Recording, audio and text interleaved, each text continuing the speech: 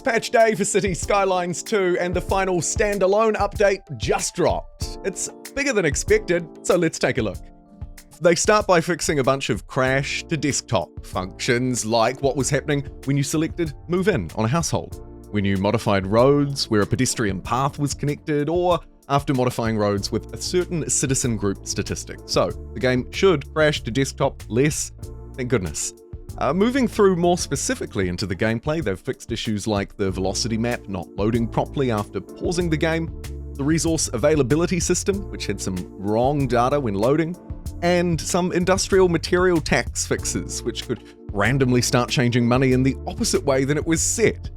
Shifting gears just a little bit, they've fixed warehouses not leveling up properly, a potential error during saving process related to how much experience you would earn, and that extra incinerator upgrade for the incinerator plant used to cause the plant to produce less electricity. It no longer does that. There are a few more random gameplay fixes at the start here, including the fact that maintenance vehicles should no longer get stuck. Train and ship vehicles, their info panel should be labelled correctly now, and building relocation. The refund amount that you could get if you relocated something and bulldozed it used to be incorrect. That's fixed too. There are so many fixes here, I don't want to bore you by just reading out every single one, but a few more of the headline fixes before we talk about performance. They've fixed some issues around forgotten dogs, those poor pups, as well as the photo cinematic camera properties, a couple of achievements, including one of everything achievement requiring the medieval castle, and the wide variety achievement. Now we're going to step away from fixes just for a moment. They haven't stopped. There's plenty more, with some more specific categorization like the land value improvements, a big one, but I'd like to talk about performance. And that's because the clip here is a city of 50,000 people. And as you can see, pretty smooth, running at 3 speed. I don't struggle to record it. In fact, it's also slightly sped up in the editor. Now let's move through to a city with more people. This city has 180,000 people. This clip of a helicopter flying was allegedly with the city operating at 3 speed. Yeah, this is 3 speed. On 1 or 2, it's even worse, trust me. So what have they done to performance then? Well, as you can see, there are a few fixes, like the fact that there were too many pathfinding queries when a city didn't have enough schools. That's been adjusted. They've also improved shadow culling optimization. Perhaps the key one here, though, may be that faster and more stable simulation speeds are promised in very large cities. This clip now has been sped up to 10 times speed in the editor. That's as fast as I can speed it up on fast forward. Effectively, the simulation is, in this clip, running at 30 times speed then, given 3 times 10. Finally, on performance, they've had a couple of optimization fixes. A leak fix for pathfinding. They've reordered some rendering-related systems to reduce waiting in the main thread and eliminated unnecessary main thread waiting in the modification end barrier. Some of those things won't mean a lot to you. The key takeaway, and I think the most palatable point here for the general public, is that faster and more stable simulation speeds are promised for very large cities. In my testing, didn't notice a massive difference. What is very large though? Like, is very large to them 100,000? Because that's sort of the limit that you could push it to without facing too many performance issues. Or is very large 500,000, 1 million? Are we tethering this to real life somehow? Because the number's going to have to get a lot larger than that. I doubt it would ever be quite that optimistic. Let's move through and talk a little bit more about those fixes from earlier before focusing on graphics. One of the key focus areas was land value improvements, something we talked a little bit about after the Word of the Week update. Land value will now be affected by ground pollution. The ground pollution will first slowly reduce the land value increasing, and as population gets worse, it will start to decrease the land value. Land value won't, however, decrease to 0 even on heavily polluted land, and it will increase according to the industrial company's profitability value. So keep that in mind. Pollution and industrial profits now having a closer relationship with land value. Some statistical fixes and improvements were also put in place. You can see the full list here on screen. And of course, as always, I'll link my sources below. Headlining fixes include the fact they fixed a bug in the statistics panel where chart data was not updating properly when you changed the timescale slider. They've also fixed a bug where water fees were shown incorrectly. Garbage and public transport fees weren't being recorded in statistics, they now are. And they've also fixed the age statistic not being displayed properly. There are a variety of other fixes here, as I say, inside of this list, like mixed match positions with samples, incorrect progress amounts in the under construction section. They've changed income and taxable income statistics, made data points clamped to chart areas, and reorganized the statistics menu overall.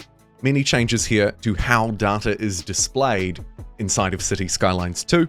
Nice to see improvements focused in and around that, though for me it wasn't necessarily a game-breaking problem. I think maybe there are some things deeper in the roots here that I'd like to see a bit more focus on. But look, this video ain't about me. Let's move through and keep talking about City Skylines 2.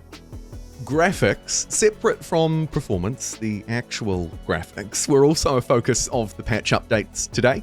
There were around 10 different points, you can see them on your screen, and they've added snow on imposters, trees, changed outline color and fill color of districts for better and improved visibility.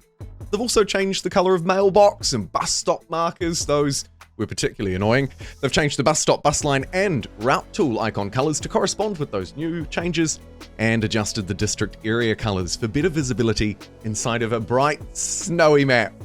The rest of the things here are mostly fixes, except for the fact that they've tweaked road, rail shadows to be slightly less aggressive.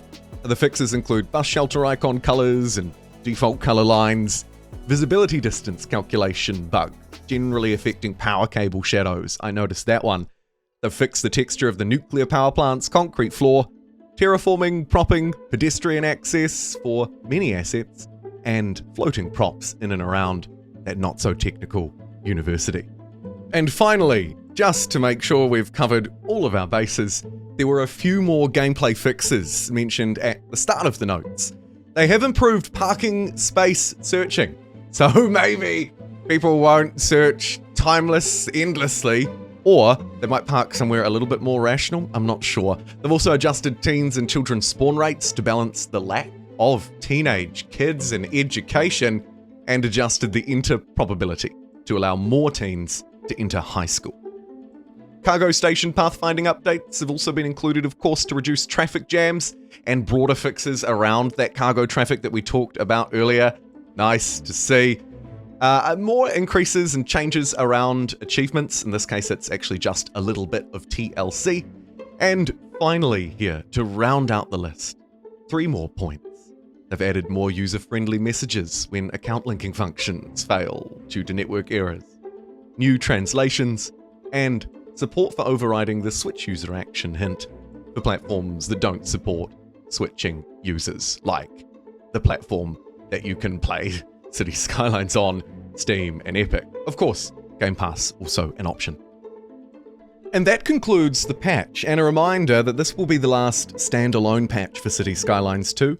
As they discussed in the final weekly update this week, they're moving away from standalone bug fixing updates, performance fixing updates, these kind of updates, and instead moving forward, updates will be tethered or pinned to major releases. Major releases like the modding betas that will be rolling out incrementally over the next 6 months. And of course, we're still waiting for City Skylines 2 to launch on console as well, somewhat ring-fenced, they say, by their progress with modding. So, plenty more to do. I have to say, this patch was a bit bigger than I expected, given the kinds of things that they were hinting at during that last weekly update, as I've mentioned earlier, but I also think that a lot of these things were well needed. Goes without saying, probably. Finally, an important note that they mentioned at the beginning. Simulation fixes can take a while, maybe to roll out to Steam, though by now you should see the patch, but they can also take a while to take proper effect. The game will need to run for a while before you start to see some of these things come through, and if they're related to buildings, it might not hurt to just demolish and rebuild those buildings too. They're also, of course, still seeking feedback on their bug report forum, which is linked down below inside of the patch notes if you find any new issues or still have trouble with something that was apparently fixed. Thank you for joining me. I'll see you next time.